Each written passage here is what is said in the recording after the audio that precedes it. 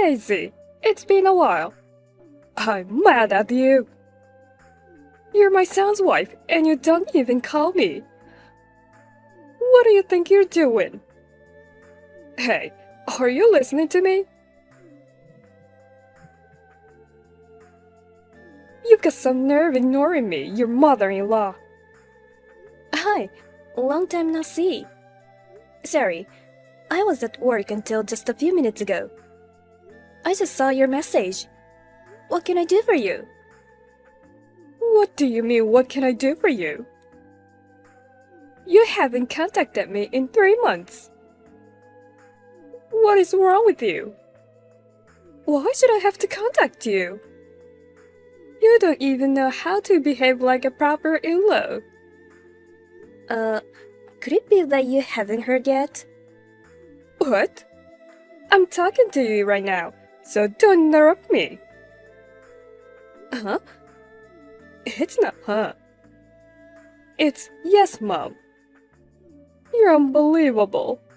You can't even reply properly. Yes, ma'am.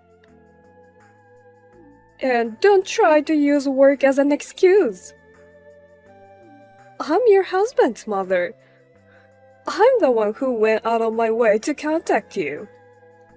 From now on, I want you to reply immediately. Understood?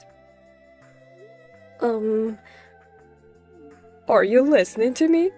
Yes, right? Yes, Mom.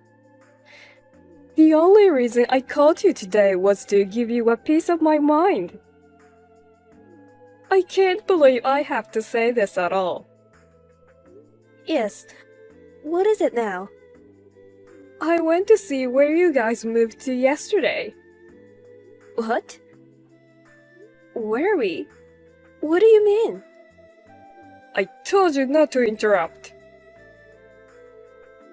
First of all, shut up and listen to me. It's just common sense, right? Yes, Mom. I couldn't believe it when I went in the place. You haven't done any housework at all. There were so many clothes thrown all over the place. There was nowhere to stand. How can you live in a pig pen like that? You don't even wash the dishes after you eat. The sink was a mess. The refrigerator was almost empty. I found tons of sandwich wrappers and snack packages from the convenience store in the garbage.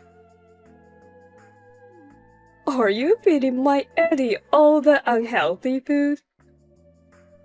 Not only that, there were a bunch of empty beer cans in a garbage bag. My Eddie doesn't drink alcohol, so it must be you. No, I can't tolerate alcohol in the first place. I do not drink beer. So, how many times do I have to tell you not to interrupt me? Sorry. Also, the carpets were filthy with dust and hair.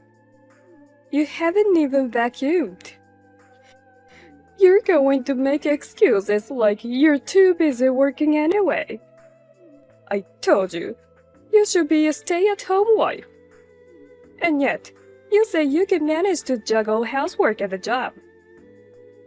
You just wanted to work and didn't listen to a thing I said. I said, well, if you can manage both, it's fine. I respected your opinion. But if you don't want to take care of your husband, Edwin, then you should quit your job right now. After all, a woman should be a stay-at-home wife. Are we done here? Huh? I was told not to interrupt, so I waited for you to finish. It looks as though you're mistaken about a lot of things, so I'd like to correct you. Huh? Mistaken? I'm not mistaken about anything. I won't allow excuses or backtalk. First of all, it seems you haven't heard from Edwin. We're divorced. I heard about it. What? I told you I know you're divorced. You know it, but you call me your mother-in-law? Yes, what's the problem? Listen, Daisy. Divorced or not, it doesn't matter. You two live together, right? As long as you live together, you are Edwin's wife and our daughter-in-law. As his wife, as our daughter-in-law. It's a matter of course that you can take care of the house so that he can live comfortably, isn't it? That's not all. Of course, you are devoted to Edwin, your husband. It is only natural that you also pay respect to me, Edwin's mother. That's such a moot point. If we're divorced, then Edwin and I are strangers now. And I am a stranger to you as well. From the day we stopped being husband and wife, we started our separate lives. So, I am telling you not to talk back to me, your mother-in-law. I am telling you that you are no longer my mother-in-law. This is not backtalk. I am just stating the obvious. What is wrong with you? If you have time to talk back to me, then get on with your chores. It's impossible for you to balance a job and housework, isn't it? Like I said before, if you can't do both, you should quit your job. If you can't tell your company, I can tell your company that you're quitting. Please don't do that. If you do that, it will cause trouble at work. It's because you didn't quit earlier. If you don't want me to contact the company, I suggest you resign on your own. I'm not quitting my job. Huh? You're the wife and you're going to defy me. I don't intend to. But if I quit my job, I won't be able to make a living. Are you trying to say that Edwin's salary is too low? You really are the worst. I don't know why Edwin chose you as his wife. If you manage things properly, you should be able to live on Edwin's salary just fine. It's your role as a wife to manage money well. Therefore, since we are already divorced, I'm not the wife. You're tenacious. If you think that by saying that you don't have to do the housework, you were mistaken. Well, to begin with, I moved after the divorce and now live in a different area. Huh? Moved? Yes, it just kind of happened. I was offered the transfer right after the divorce. I thought it was a good opportunity, so I accepted and moved. I can't believe it. The wife moved out by herself. Husbands and wives are supposed to live together. As I have told you many times, I am divorced from Edwin, and we are no longer a couple. Therefore, I am not moving in alone. I will not allow it. Quit your job immediately and come back. Huh? Well, I'm being nice. I'll give you a reprieve. I think you have to tell the company at least a month before you resign, don't you? If you tell the company you're leaving now, I'll give you a month to take over the responsibilities. But I can't imagine Eddie spending another month in that dirty house. I'll take care of Eddie until you come back. You should be grateful. You haven't listened to the thing I said. I'm not going to quit my job, and I'm not going to move out. We're divorced, and this is crazy. What's so crazy? You think you're so smart. Just get moving and quit your job and come back. I understood.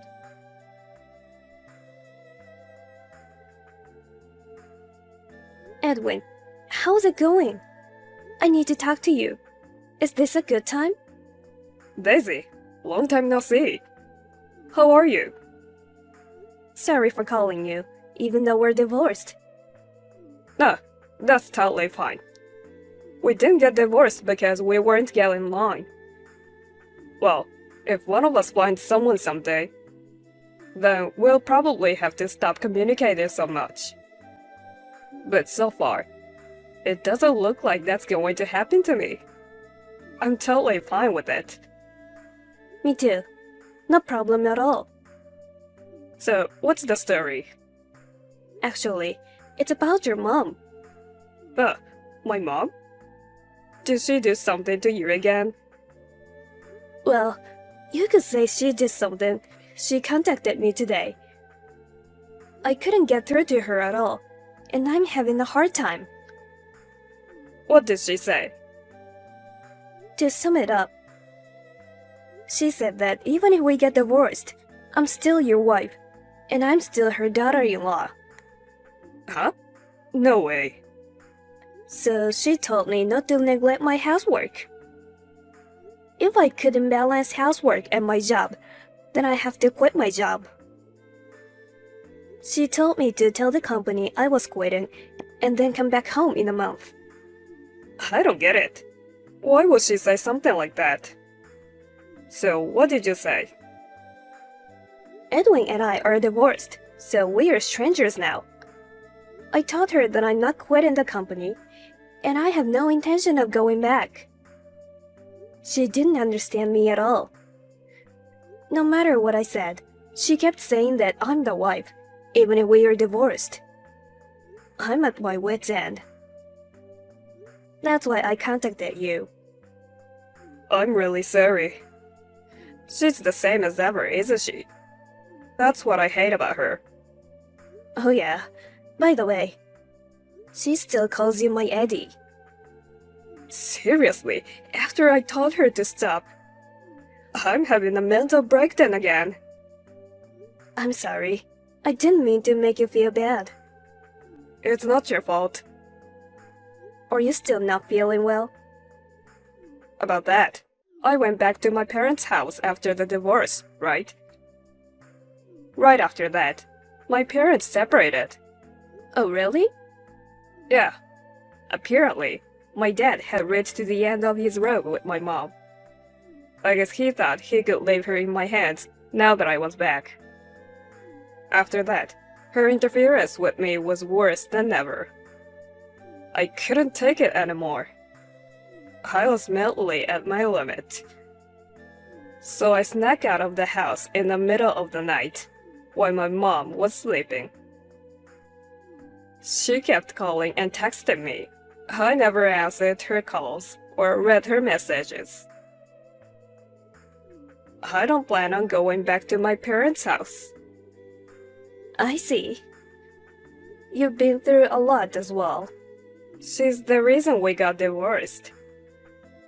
If it weren't for her, I think we'd be doing well. I couldn't stand the fact that you felt bad because of her. I thought that if we got divorced, it would be over. But I guess I was naive. I'm fine. Don't worry about it. I told you I was staying at my aunt's place after the divorce, didn't I? Yeah. Actually, after that, I got transferred to the place pretty far away. Oh, really? I told your mom about it, but I didn't tell her where I was. She's not gonna be able to come after me or anything, so don't worry. Then I'm glad. I'm rather worried about you. Me? Your mother. She told me I had to come back in a month. She said, in the meantime, she'd be taking care of you. Doesn't that mean she knows where you live now? Oh God, no way. I haven't told her. She couldn't know. Yeah, okay. But yesterday's text message made it sound like she'd already been inside the house. Clothes were strewn all over the place. Sandwich wrappers and beer cans were thrown away. She said all kinds of things. It is possible that the address leaked out, and she broke in while you were gone? No, I don't think so. What makes you say that? I told you I'd be thinking about changing jobs, right? Mm-hmm. My mom knows where I work.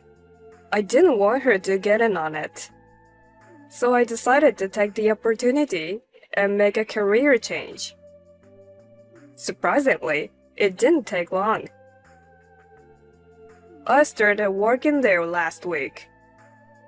I'm glad to hear that. Thank you. The company has a dormitory, and the rent is cheap, so I'm in it. They don't let anybody in the dormitory, even if it's the family member. They can't enter unless the manager and the tenant give permission. I've never heard of my mother coming here.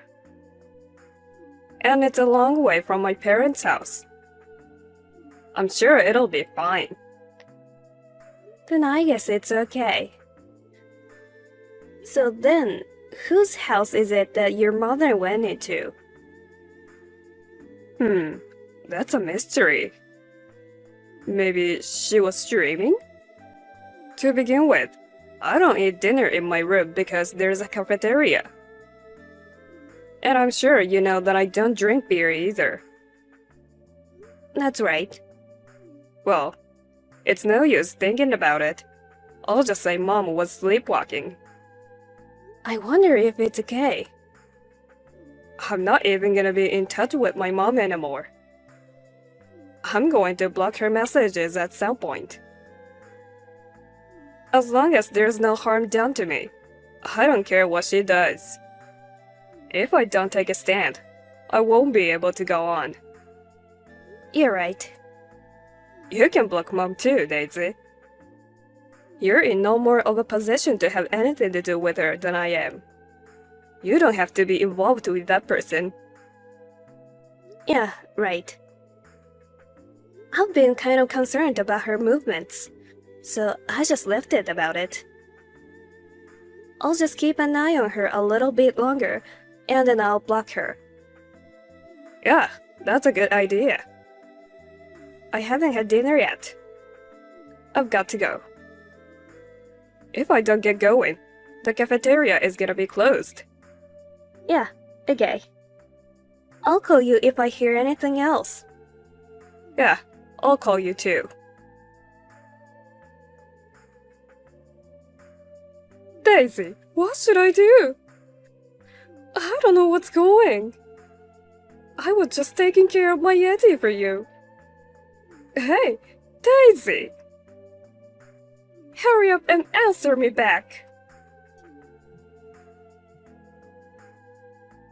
Hey, I'm your mother-in-law. I'm calling you because I'm in trouble. You can't just ignore me. What can I do for you? I finally got a reply. Hey, what's going on? So, what is it? I was cleaning Eddie's room for you, as usual. Suddenly, a young woman I don't know came in. She shouted at me, "Hey lady, what are you doing in my apartment? Don't tell me you're a thief." I said, "This is Edwin's room. What do you think you're doing?"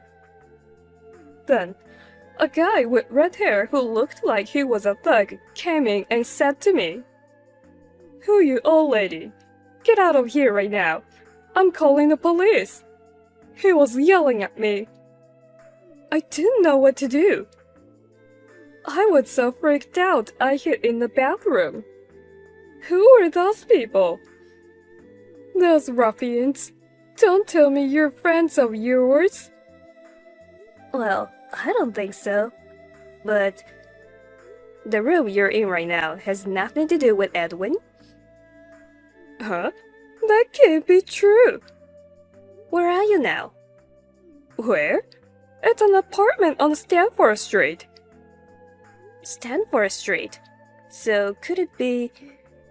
an apartment building called Stanford Heights? Yes, I think you're right. It's apartment 402, isn't it? You and Eddie live here, don't you? What makes you think that? Because Eddie left us. And then I found the note in his desk. It had the address of this place written on it. When I came here, there were enough dishes for both of you. I thought to myself, there's no doubt about it. He's back in with you after all. So why am I being treated like a thief? And why is this happening to me? That apartment. It was my aunt's apartment that I stayed in for a couple of weeks right after the divorce. After that, I was transferred to a new place. And my aunt moved to a different place and moved out of there. So perhaps the men and women you just met are the new occupants. Oh no. Then what was that note Eddie left to me? He probably didn't leave it for you. I gave Edwin the address, so I think he wrote it down at that time. I left some important business documents at the house where we lived together. So I gave him my address so that he could send them to my aunt's house. I think he forgot to dispose of the note after he finished using it. What's that? I thought he left me his address. I thought he could see him anytime, so I didn't chase after him. Then where is Edwin now? I don't know. You're lying. You really know, don't you? Tell me. Don't lie to my face. How can it be that a wife doesn't know where her husband is? That's enough. We're already divorced. You were the cause of our divorce. Oh? I'm the cause of your divorce? Edwin has always been fed up with your terrible interference. Especially after we got married. You treated me as if I was your personal servant. Edwin, who was so kind to me, thought it was his fault and that he couldn't take care of me. He was driven into a mental corner. Oh no. We thought that if things continued as they were, we would both be ruined, so we talked it over. We came to the conclusion that divorcing would lighten the mental burden. We divorced. That's a lie. What is wrong with a mother's love for her son? Your overly strong feelings were a burden to your son. He said he had no intention of contacting you. What did you just say? By the way, are you sure? What? Isn't this a bad time to be talking to me? You holed up in someone else's bathroom right now, aren't you? Oh my god. What should I do? I hear the sirens of the police car. Well, I think that you would.